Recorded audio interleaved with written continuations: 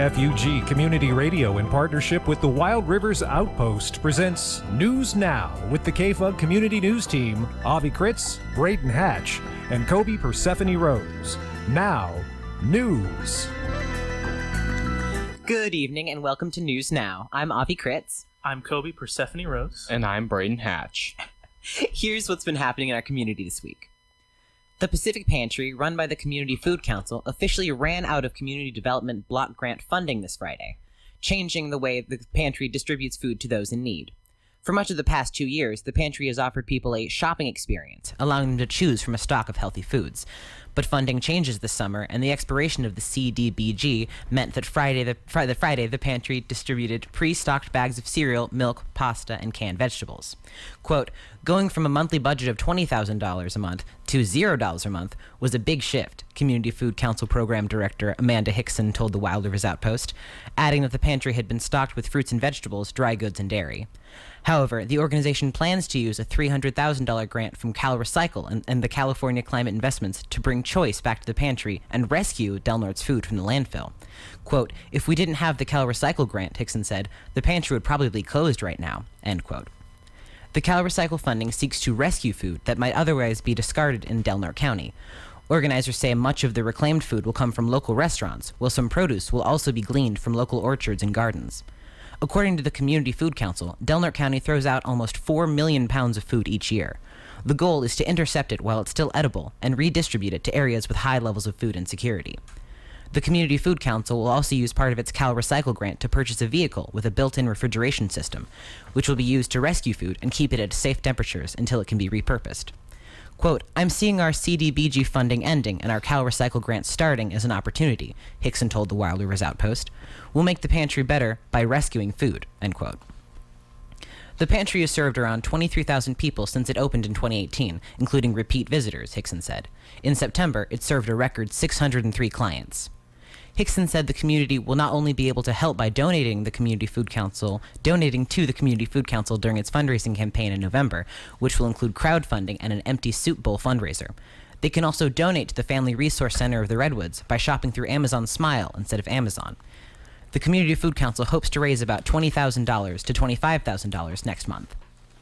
Food for People, a Humboldt-based food bank, brought their mobile produce pantry north of the county line last Tuesday, bringing with them a truck full of fresh, local produce to distribute to the residents of Klamath. Though the appearance in Del Norte was relatively last minute, word went out to residents only the previous week, the reception was enthusiastic. Quote, I think this is exciting, Klamath resident Leona Charles told the Wild Rivers Outpost. There are 4 people working. That's somebody putting their money where their mouth is. Outside the Klamath Community Center, the mobile pantry distributed plums, kale, Swiss chard, broccoli, cauliflower, apples, yams, and more, all gleaned from Humboldt farmers. Mobile Produce Pantry Coordinator Michael Sieber told the Outpost he'd like to make the pantry a monthly fixture in the community. Quote, we got to Oric once a month, he said. I thought we could move the Oric distribution earlier in the day, pack up and do it for 2 hours here. End quote. For more information on the Mobile Produce Pantry and the work of the Food for People Food Bank, visit them online at foodforpeople.org. On Halloween night, the community came together to respond to a potentially tragic fire. On October 31st at 6:09 p.m., Crescent City Fire and Rescue was dispatched to a structure fire at 1445 Parkway, the Addie Meadham House and Assisted Living and Memory Care Facility. Dispatch reported that staff was evacuating the residents from the structure. Pelican Bay State Prison Fire Department was requested to aid in the response. Staff successfully evacuated all 37 occupants. 3 occupants and 1 staff member were transported by a Del Norte ambulance to Sutter Coast Hospital for treatment of smoke inhalation. Buses were requested from the Del Norte Unified School District and Redwood Coast Transit to transport the remaining occupants from the facility to a temporary shelter location arranged through Del Norte Office of Emergency Services, Red Cross, and the Community Emergency Response Team. Del Norte County Sheriff and Crescent City Police Department assisted with patient loading and transporting food, water, and other personal need items to the temporary shelter location. Crescent City Fire and Rescue departed the scene at 8:20 p.m. After investigation, the fire was determined to have been accidental and the result of a pillow contacting a wall heater in the room. Last month, the city of Eureka signed an historic agreement with the Wiyot tribe, returning the island of Tuluwat to the tribe after 160 years. Wingspan Media's Mo Hollis attended the signing ceremony and provided audio for this report.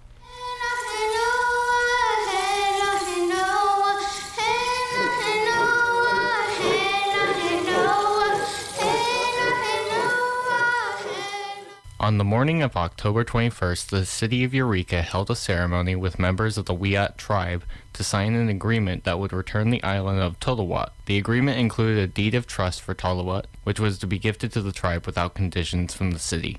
The vote, years in the making, was a unanimous decision made by the council as a step towards healing the wrongs against the Wiyot tribe. Tuluwat had been a chair ceremonial site where the Wiyot would celebrate the World Renewal Ceremony until the morning of February 26, 1860, when 250 Wiyot people were killed while they held one such ceremony and had Tuluwat ripped from them. Tuluwat has always been a place of importance to the Wiyot tribe. As Wiyot cultural liaison and former Wiyot chairwoman Cheryl Seidner said, "We have come to be here with the city of Chorichichi, and I just wanted you to know that it wasn't always Eureka. It was Chorichichi. This is the place where we're from. Tuluwat is our island where we would come every year to pray, to sing, to do ceremony." For many tribal members, the retrieval of Tuluwat itself has been about looking to the future rather than the past. Professor and author Kutcha Rissling-Balding explains. Native people were always making plans for our future, for our next generations. And we never gave up on our land or where we came from. And that's the story I want people to know, because I know that the story of Tuluwat, which people often refer to as Indian Island, is one of a massacre for most people. But for me, it has always been a place of world renewal. The emotional proceedings had City Council member Heidi Messner reflecting on her own hopes for this momentous occasion. This is not only a historic moment, I believe that it is a transitional one. It's one that moves us in a different direction from the past. And that direction is hopefully one of healing, reconciliation, and greater love for one another and care for one another. The deliverance of the unanimous vote was made by Eureka's mayor, Susan Seaman, and was met with applause. To our Wiyot friends, we return Tuluwat land to you today without hesitation and without conditions posed by the city.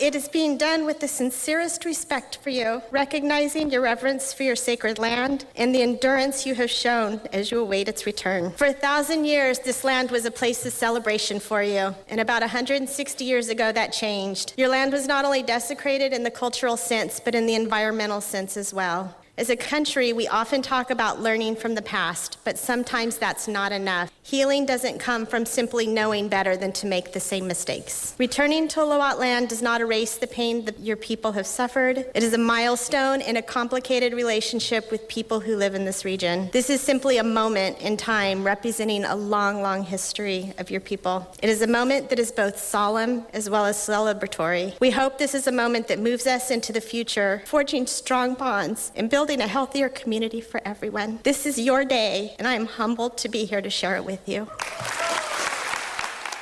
Congressman Jared Huffman regrettably could not attend due to prior engagements in D.C. and was represented by John Driscoll. As I present this to the tribe and the city. Madam Speaker, the repatriation of Tuluwat from the city of Eureka to the Wiyot tribe has profound importance to the Wiyot people, whose ancestors suffered greatly during the early white settlement of the region. I urge my colleagues to join me in recognizing this historic agreement that continues to try to heal the harms of the past.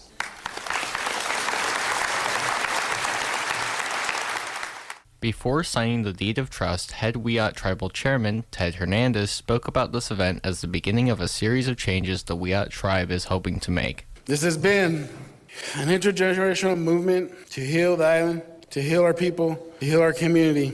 Today we make history together. We change their story. Today is a day of pride for the city of Eureka. Today is Tuluwat, the return of the Wiyot people. Today, the Wiyot people who have lived in this area since the time immemorial, the return to the center of the Wiyot world. And we do this together as a people of Eureka. So thank you again for being here for this historical event. But before I go, and we forgot to bring ourselves home. So I'd like to ask Cheryl Seidner to come up again and sing our coming home song. And everybody's welcome to join because we all are coming home. This is our home. This is a Wiyot home as well as your home. Nahi, nahi, noa. Nahi, nahi, noa. Nahi, nahi, noa. A noa, a noa. We are surrounded by strong people behind us and in front of us. Today is a very historical event, and I want to thank everybody again for being here to enjoy this with us, especially the children. Today is something that you witnessed in history. Today is your day to move forward with our traditions and our cultures. We don't stop here, we move forward. And the next part is the healing of our rivers, to bring back our rivers.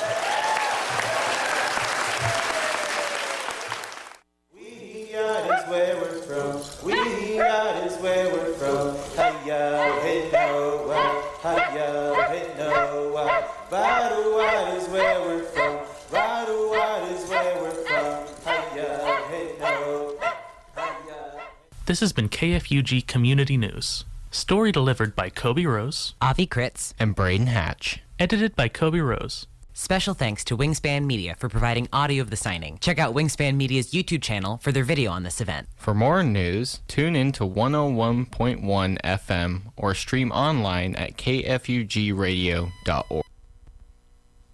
As Del Norte County explores expanding cannabis zoning to the Smith River area, Jesse Davis, local hemp grower, owner of Del Norte Soul, and former chair of the Cannabis Working Group, has been championing the economic potential of a related product, hemp.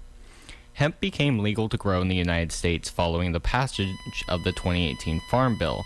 This made hemp growers eligible for farm loans, required them to become licensed to produce hemp, and file reports on what the crop would be used for, as well as an acreage report, according to the U.S. Department of Agriculture. Davis said he views hemp as a pilot project in Del Norte County and the state of California, but he said it could one day be a significant job producer for the area. In addition to harvesting crops, skilled people will be needed to irrigate the plants and propagate the seedlings, Davis said. Much of the drying takes place indoors and is then processed into something that can be sold, he said. Quote, "It's another industry," he said. "It's a labor-intensive industry with prices and demand built into that, but it'll employ quite a lot of people." At a September 10th meeting of the Board of Supervisors, though elected officials were considering expanding the cannabis combining district to include places outside the unincorporated area of Crescent City, Davis introduced himself as a hemp grower. Davis told supervisors to be prepared for federal guidelines regarding the hemp industry and said the state is working to make regulations with those mandated by the USDA.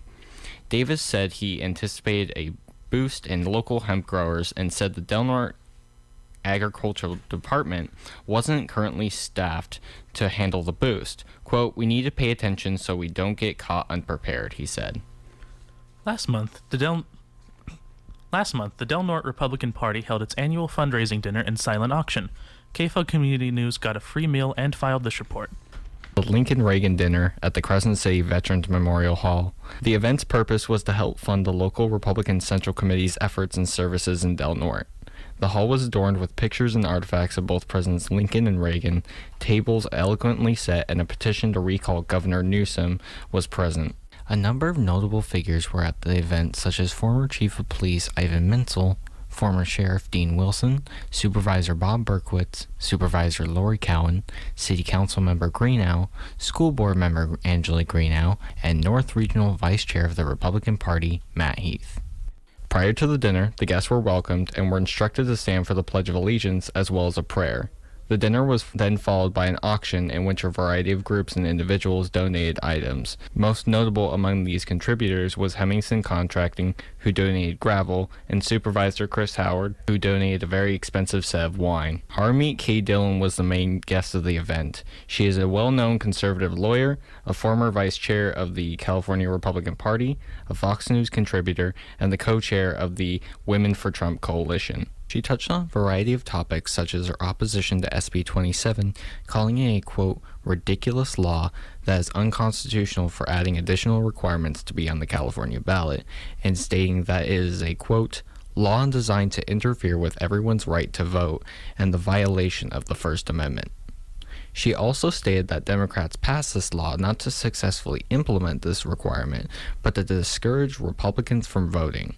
Ms. Dillon also touched on the case of Planned Parenthood versus Delayad, that looks at the undercover investigation of Planned Parenthood practices and the legality of undercover press, stating that it is one of the most important free press cases in the country. Lastly, she touched on her experience with political violence and her opinions of it, saying, quote, "One of the biggest trends that disturbs me the most is the rising tide of political violence in America," and discussing a lawsuit against the city of San Jose she filed for the lack of protection by police when clients were assaulted at a Trump rally. She likened this violence to be in a third world country, stating, "This was like a third world country. It isn't something you expect to see in America in 2016. I was absolutely horrified. I'd never seen anything like this in my life." And lastly, discussing her thoughts on Antifa and white supremacy. Antifa is misunderstood. I think you might view them as maybe, some sort of liberal protesters. I mean, every city in America is liberals. It isn't that. These are highly organized, European-style, brown shirts. They're domestic terrorists. They're absolutely terrorists. I mean, I don't know about any of you, but the number of white supremacists I've actually come across in my days as a conservative are really very limited. But the number of Antifa I've seen with my own two eyes is pretty significant, actually. And so, we were also able to speak with Supervisor Berkowitz on some of these topics as well. One question we asked was which Democratic candidate, if any, had the ability to take on Donald Trump. This is what Supervisor Berkowitz had to say. There's only one person that's got one issue that I think he has a good chance, and he's not even in the top 10. You know who that is?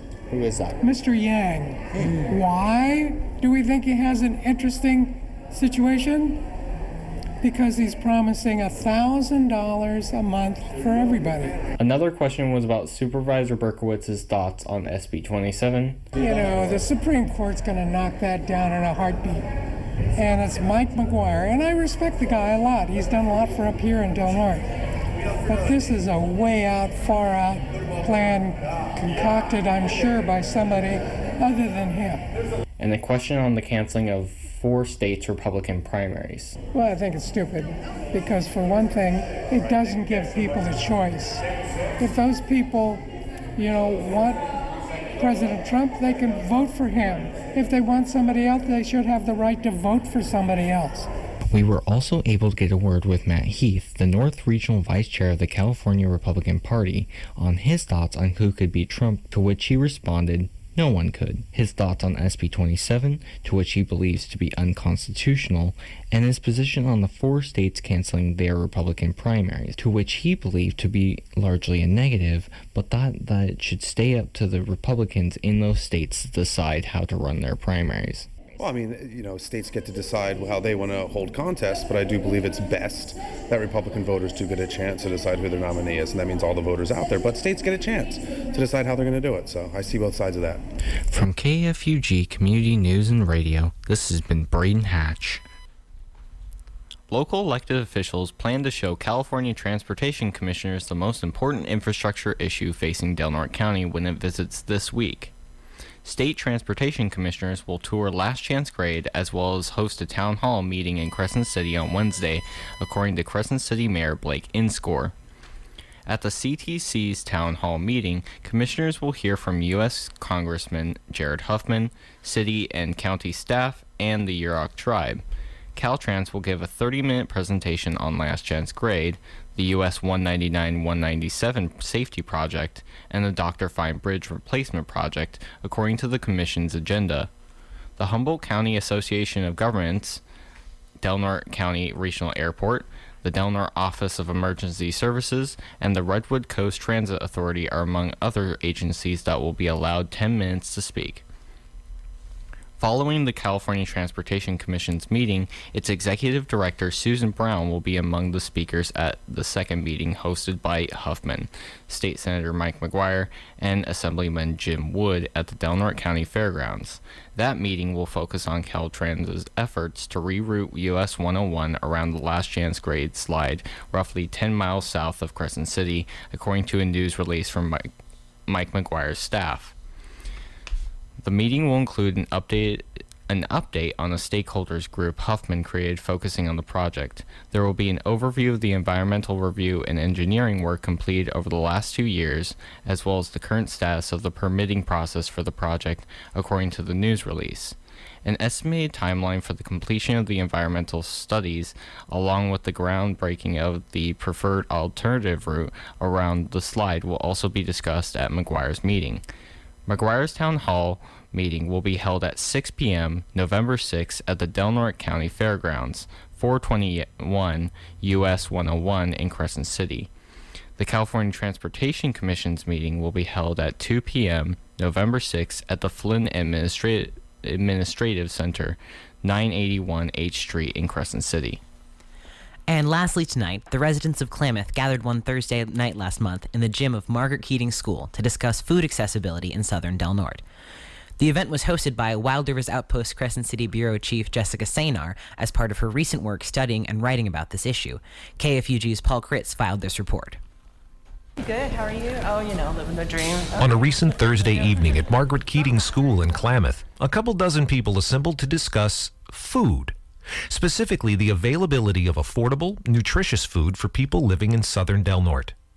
The panel discussion and public forum was hosted by Wild Rivers Outpost Crescent City Bureau Chief Jessica Sanar and USC Community Engagement Editor Danielle Fox. Panelists included former Yurok Tribal Chair Susan Maston, Bridget Norris, former Food Programs Coordinator for the Community Food Council, Josh Norris, Planner and Project Manager with the Yurok Tribe Planning Division, and Aristea Salisbury, consultant with Greenway Partners, there to discuss similar issues and how they've been addressed up in Hoopa.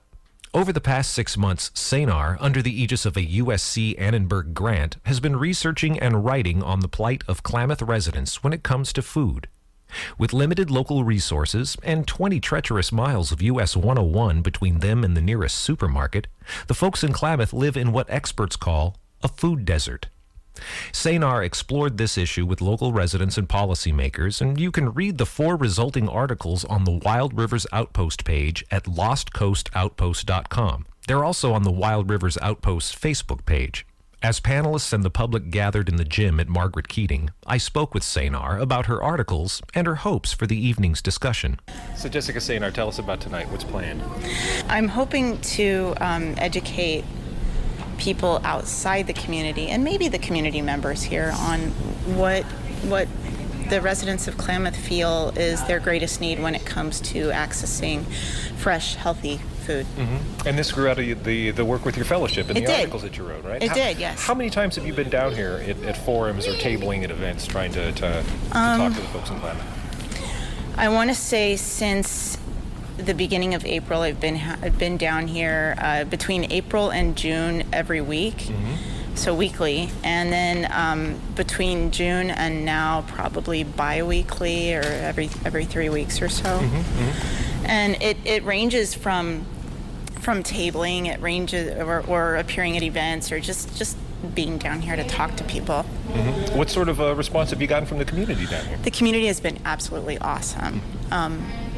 They want the wider Del Norte community to realize that they are here and that they have needs that are just as important as everybody else's needs and just as basic. I mean, what's more basic than being able to feed your family? Right.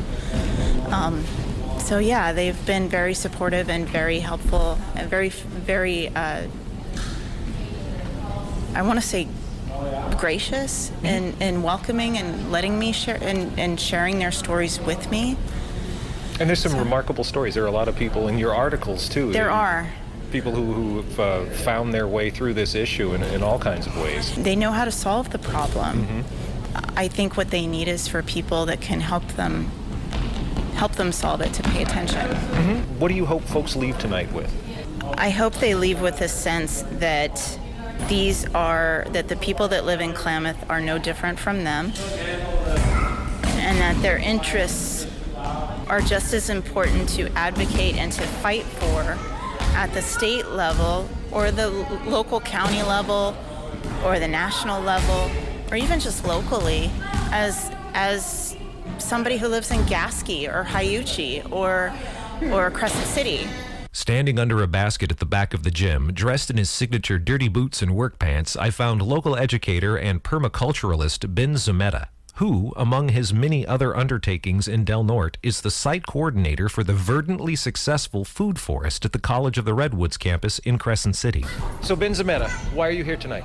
I'm here to learn more about what the community wants for everything related to food security and food